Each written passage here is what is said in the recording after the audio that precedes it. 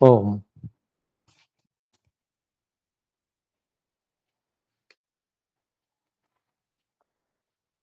वैशेषिक दर्शन के 7वें अध्याय के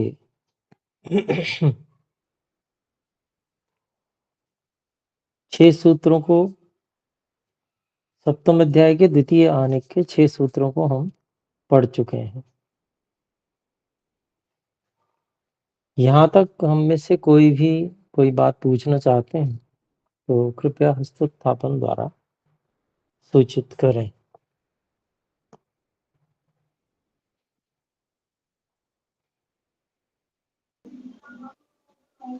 यही आचार्य जी, जो तीसरा सूत्र था ना 7वें अध्याय द्वितीय आने का, हाँ जी, ये थोड़ा क्लियर नहीं हुआ इसमें ना, कुछ थोड़ी सी मतलब जैसे समझ नहीं आया ये वाला ना। एकत्व में एकत्व का और पृथकत्व में पृथकत्व का अभाव, मतलब इसका अभाव कैसे मानना, मतलब ये कुछ थोड़ी। और अणुत्व में अणुत्व और महत्व में महत्व के अभाव के तुल्य जाना चाहिए। लाइन थोड़ी क्लियर नहीं हो रही, मतलब इसका ये ऊपर से देखिए, स्टार्टिंग। हाँ, ये पहले से जुड़ी हुई बात है। पहले जैसे गुण में गुण नहीं रहता, वो अब गुण बात में जैसे हम समझाई कहते गई हैं कि है। मीठा है, मीठे में तो मिठास तो होगी ना, गुण के अंदर गुण तो रहे। कैसे, मतलब ये भी, हाँ, ये क्लियर नहीं हो रही बात कुछ थोड़ी सी। मीठा यहाँ पर द्रव्य को कहा जा रहा है और फिर उसमें मिठास कही जा रही है, तो मिठास हाँ जी, गुण उसमें। है और मीठा द्रव्य है ना। हाँ जी। हाँ जी। तो आप वहां पर मीठे में मीठा नहीं कह रहे हैं आप, बल्कि मिठाई जो द्रव्य है उसमें मिठास है वो कह रहे हैं, है ना। हाँ, ये भी बात ठीक है। हाँ जी। तो ये द्रव्य में गुण को कहा जा रहा है, कथन किया जा रहा है, ना कि गुण में गुण का कथन किया जा रहा है। गुण में गुण का अच्छा। कथन भी नहीं होता और ना ही वैसे व्यवहार में आता है। गुण में गुण अच्छा, रहता भी हाँ। कभी नहीं है, द्रव्य के बेसिक जो आश्रित ही मटेरियल है। रहता है जी। अच्छा। तो ठीक ठीक है। इसी तरह से जैसे वो गुण है, मिठास गुण है, ठीक है, स्वाद है ना वो एक, हाँ जी। तो एक प्रकार का एक रस है वो। हम्म। हम्म।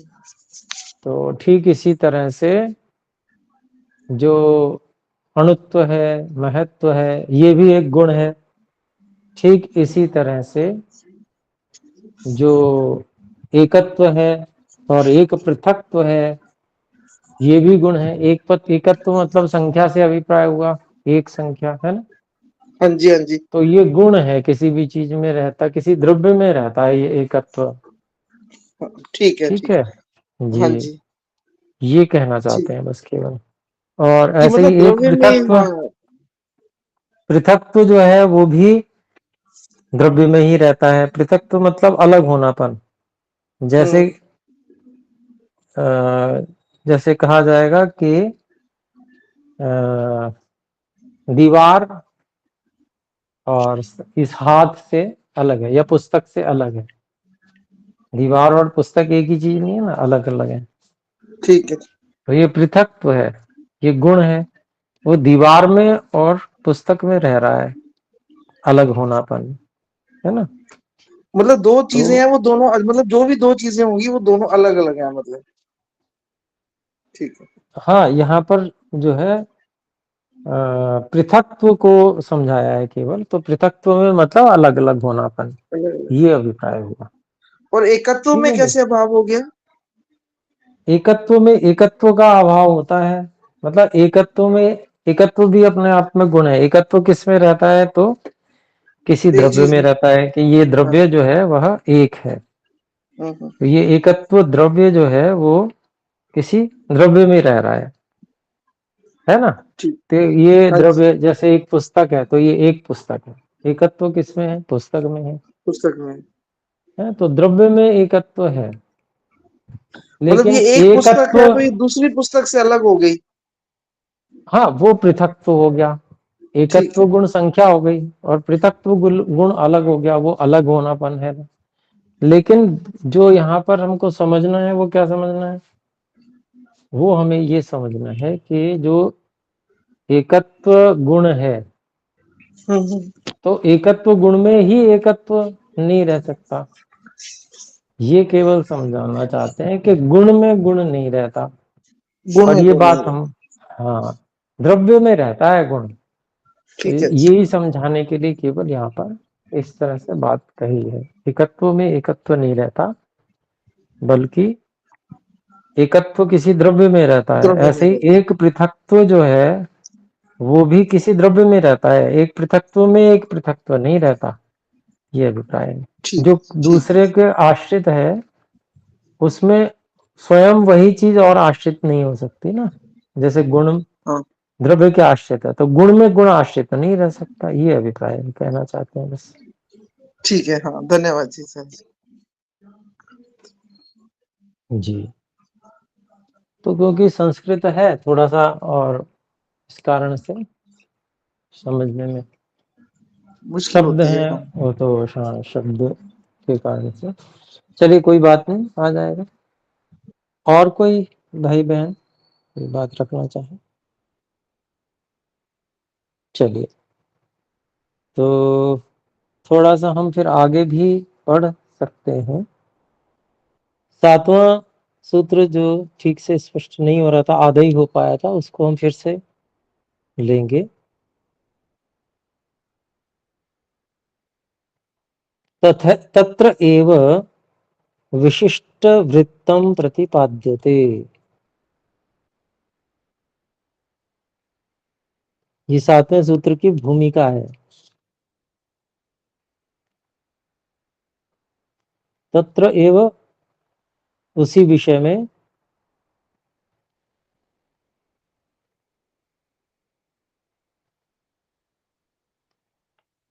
अर्थात बात क्या चल रही थी कि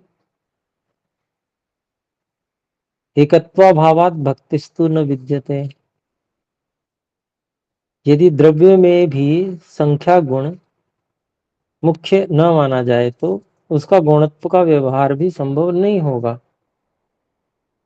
ये पिछला सूत्र छठा सूत्र था। तो लेकिन विशिष्ट व्यवहार तो एकत्व का होता ही है किसी भी द्रव्य में, है ना।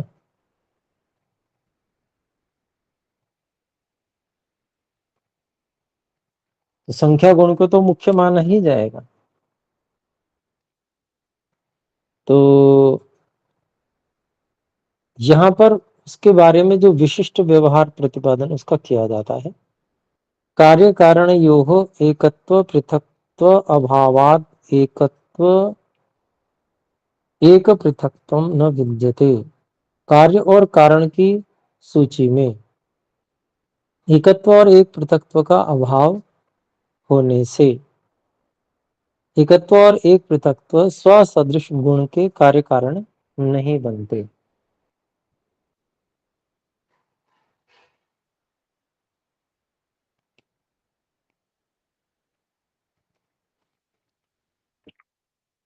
गुण का कार्य कारण बनना, वही गुण, तो ये नहीं होता, ये बता रहे हैं।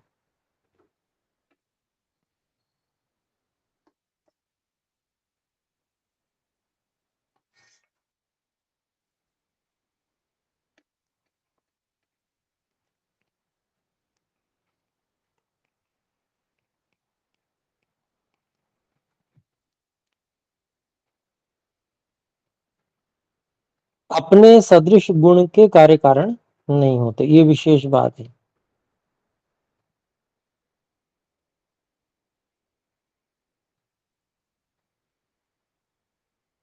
तो यहां पर भाष्य में और स्पष्ट होगी बात।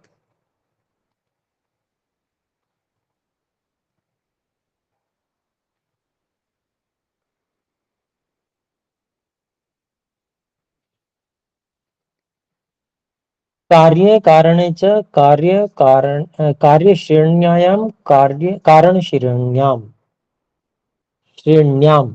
कार्य श्रेण्याम और कारण श्रेण्याम, ये लिखा है। कार्य में और कारण में उसको खोलते हैं, अर्थात कारण की श्रेणी अर्थात सूची में, कारण श्रेण्याम कार्य की सूची में और कारण की सूची में। खलु एकत्वस्य, निश्चय से एकपन का, एक पृथक्त्वस्य च और एक पृथक्त्व का, अभावात अभाव होने से।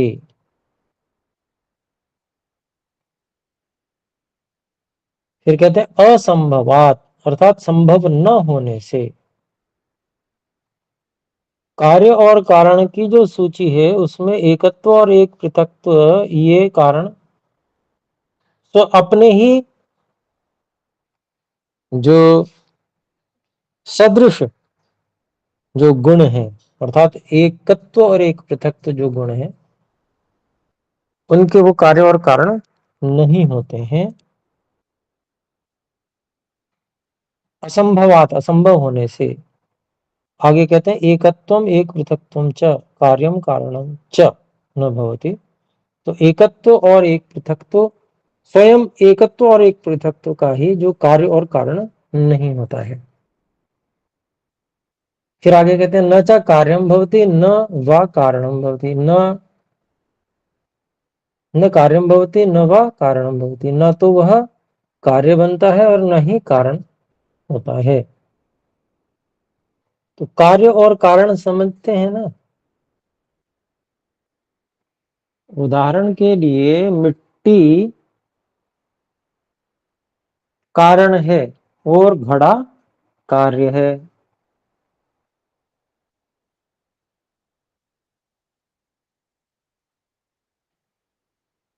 तो घड़े का जो कारण हुआ वो मिट्टी हुई, और मिट्टी का जो कार्य हुआ वह घड़ा हुआ।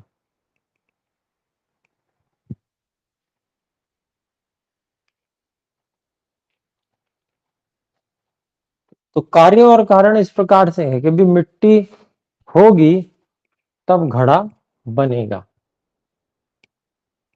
और मिट्टी नहीं होगी तो घड़ा भी नहीं बन सकेगा।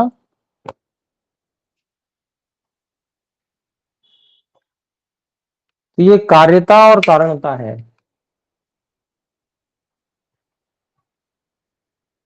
अब यहां पर देखते हैं, यहां पर जो एकत्व और एक पृथकत्व, इनमें से एक एक को भी ले लें। मान लीजिए एकत्व को ले लें, तो एकपन क्या है? एक गुण है। किसमें रहता है? तो किसी द्रव्य में रहता है। ठीक है। अब यह एकत्व जो है वह किसी अन्य एकत्व का कारण नहीं बन रहा है। गुण जो है,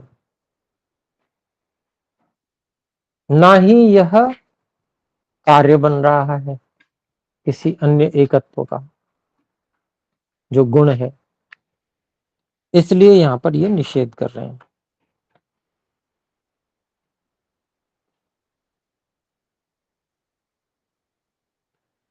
तो जैसे द्रव्य का द्रव्य कारण भी होता है, द्रव्य का द्रव्य कार्य भी होता है। जैसे मिट्टी का कार्य घड़ा है, और घड़े का कारण मिट्टी है, और दोनों द्रव्य हैं आपस में। लेकिन गुण में ऐसा नहीं होगा, और विशेष रूप से समान। एकत्व का एकत्व ही हो कारण, तो ऐसा भी नहीं होगा।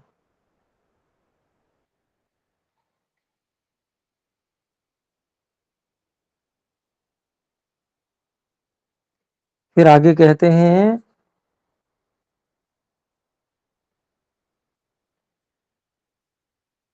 उसी को खोल रहे हैं, खोलते हुए कहते हैं कि कार्य श्रेण्याम व कारण श्रेण्याम एकत्वम एक पृथकत्वम व न भवति तत्र तद असंभवात। तो कारण की, कार्य की सूची में और कारण की सूची में एकत्व और एक पृथकत्व का कोई वर्णन नहीं है। अगर हम कार्यों की सूची बनाएंगे तो कार्यों में भी कहीं एकत्व एक पृथकत्व नहीं मिलेगा, और कारणों की सूची बनाएंगे तो वहां भी नहीं मिलेगा। ये कहना चाहते हैं।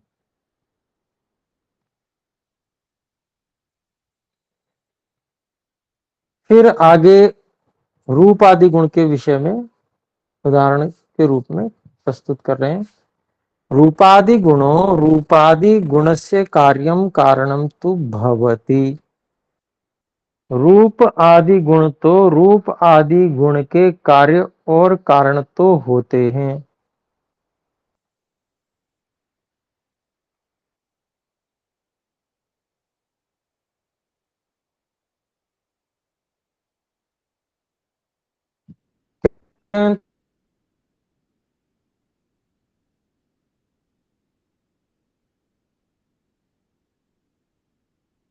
उसको भी बताएं तो कारण द्रव्य कार्य द्रव्य च निश्चिष्टतः कारण द्रव्य कार्य द्रव्य में रूपादि गुण जो है वो गुण कारण कार्य द्रव्य में रहते हुए वो रूपादि गुण जो है वो रूपादि गुण के कार्य और कारण हो जाते हैं। ये पूरी बात हो गई। अब अगली बात कहते हैं अर्थात कारण द्रव्यस्थो रूपादि गुण कारणम भवति कार्य द्रव्यस्य स्थस्य रूपादि गुणस्य। तो कहते हैं इसका क्या अभिप्राय है, जो बात कही उसका और खोल के समझा रहे हैं कि कारण द्रव्य में स्थित जो रूप आदि गुण है वह कारण बन जाता है कार्य द्रव्य के रूपादि गुण का। कारण द्रव्य में जो रूपादि गुण है वह कार्य द्रव्य के रूपादि गुणों का कारण बन जाता है। ठीक बात है। तथा और कार्य द्रव्यस्थः रूपादि गुण कार्यम भवति कारण द्रव्यस्य कारण द्रव्यस्थस्य रूपादि गुणस्य। तो कार्य द्रव्य में स्थित जो रूप आदि गुण हैं वे कार्य बन जाते हैं किनके, कारण द्रव्य में स्थित जो रूप आदि गुण है उनके। तो बात वही उलट पलट के कह दी, एक ही बात है। फिर कहते हैं उक्तम यथा, जैसा कि कहा भी गया है कारण गुण पूर्वक कार्य गुणो दृष्ट। कारण गुण पूर्वक कार्य का गुण देखा जाता है। तो कारण गुण पूर्वक कार्य का गुण देखा जाता है, इस बात से ये स्पष्ट आ रहा है कि कारण में जो गुण है वह कार्य में भी पहुंचेगा। तो मतलब रूप आदि गुण कार्य भी बन रहा है और कारण भी बन रहा है अन्य रूप का।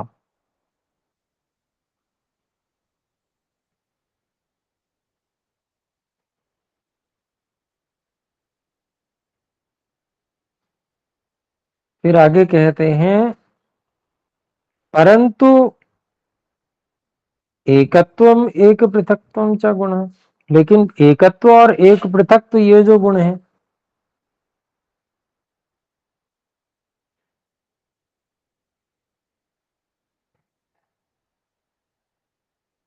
कारण द्रव्यस्थ कार्य द्रव्यस्थ वा सन अपि, वो कारण द्रव्य में रहता हुआ और कार्य द्रव्य में रहता हुआ भी कार्यम व कारणम व न भवति, वो कार्य और कारण नहीं हो पाता है। कारण द्रव्य जो एकत्व है वो कार्य द्रव्य में जो एकपन है उसका कारण नहीं बन सकता। वो अलग प्रकार का एकत्व है और वहां अलग प्रकार का एकत्व है। ये एकत्व उस एकत्व का कारण नहीं बन रहा है। जैसे मान लीजिए बहुत सारे परमाणुओं से कोई वस्तु बनी है तो वहां परमाणुओं में एकत्व है, एकपन है, वो परमाणुओं का एकत्व ही है। उस एकत्व का कार्य में जो पूरा कार्य बन के तैयार हुआ एकत्व, उस एकत्व से कोई लेना देना नहीं, वो अलग एकत्व है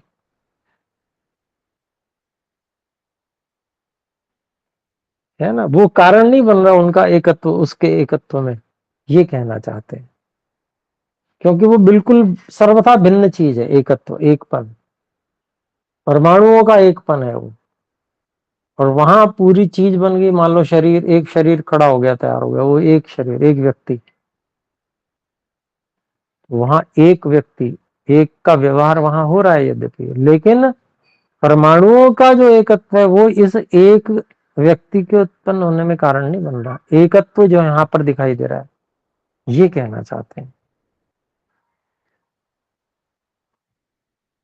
यतो ही अनयो कहते हैं यतो ही, क्योंकि, क्यों नहीं होता उसका कारण होता है अनयोः कार्य कारणयोः पारस्परिकी कार्य कारण संभावना नास्ति, क्योंकि इन दोनों कार्य कारणों के आपस में कार्य कारणता की संभावना है ही नहीं।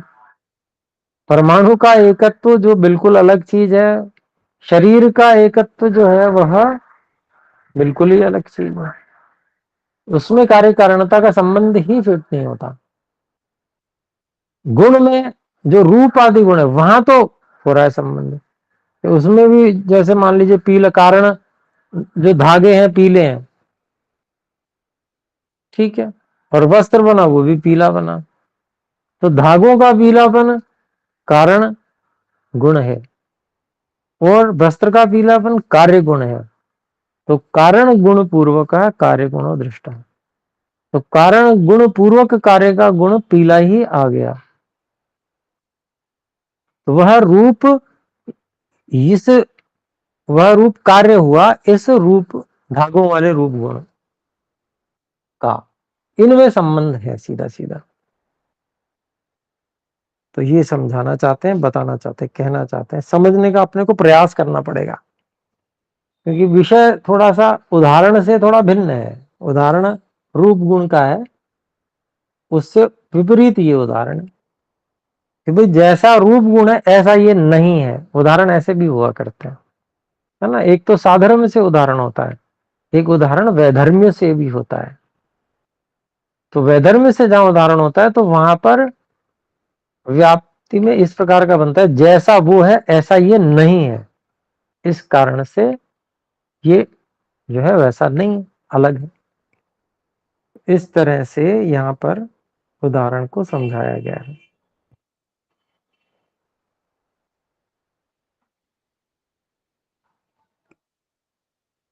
फिर आगे कहते हैं तद्यथा, उदाहरण दे रहे हैं, कार्य द्रव्य यद एकत्वम एक पृथकत्वम व गुणो अस्ति। कार्य द्रव्य में जो एकत्व और एक पृथकत्व ये गुण है, परंतु तत् कारणे तंतुषु तु अनेकत्वम अनेक पृथकत्वम च गुणो अस्ति। परंतु उसके कारण द्रव्य में तो वहां अनेकत्व है, तंतु अनेक है, अनेक तंतुओं से मिलकर एक कपड़ा बन रहा है। ये उदाहरण से स्पष्ट कर रहे हैं बात। ऐसे ही वहां भी पृथकत्व जो है वो भी अनेक में पृथकत्व है, या वो एक बनकर एक पृथकत्व हो रहा है बाकी चीजों से अलग। तो इसलिए ऐसा कहना चाह रहे हैं।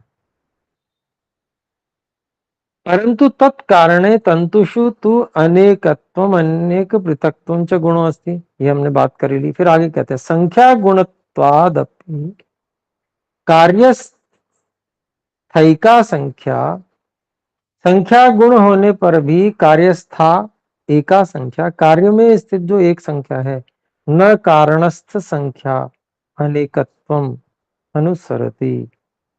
तो जो कार्य में एक संख्या है वो भी कारण में उपस्थित जो अनेक संख्या है उनका अनुसरण नहीं करती।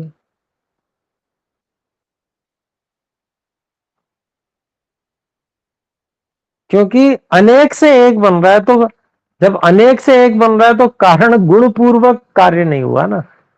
अब कारण अनेक है तो कार्य भी फिर अनेक होना चाहिए, है ना। तो गुण पूर्वक नहीं हुआ, इसलिए इसको कह रहे हैं।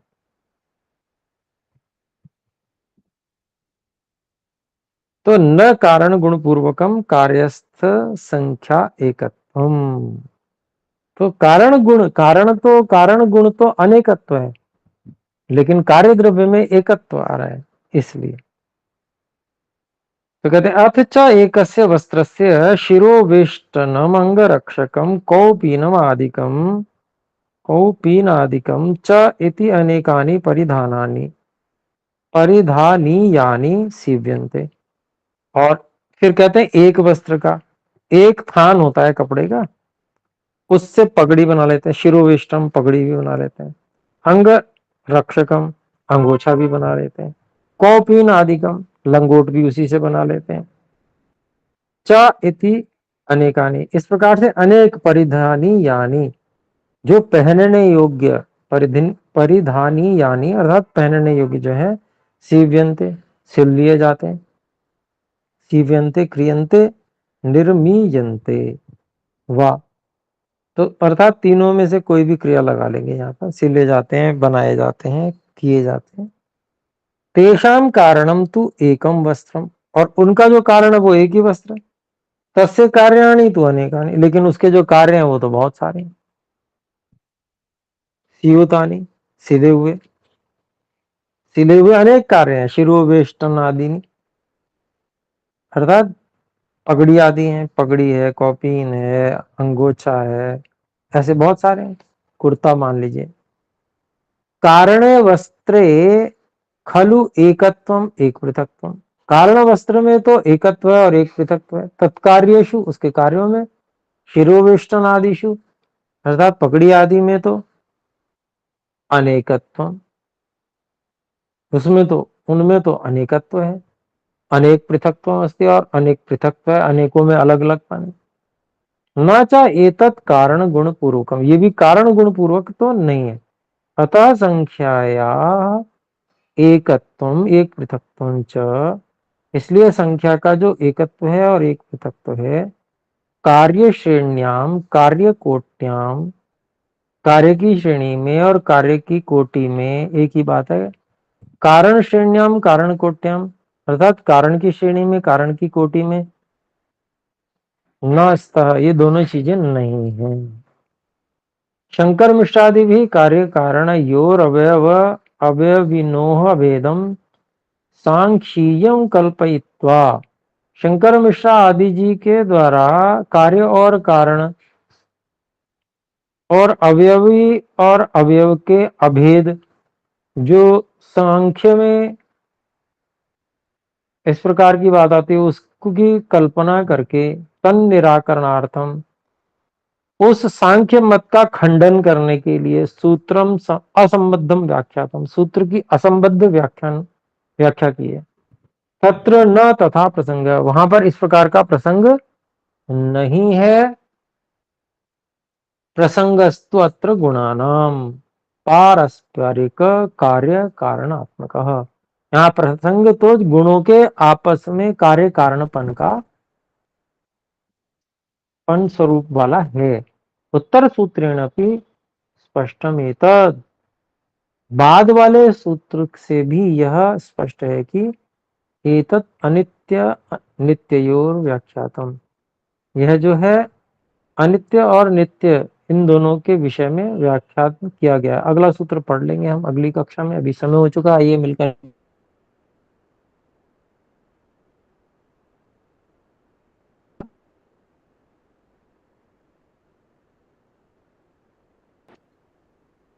ओम का उच्चारण करें। नमस्ते जी।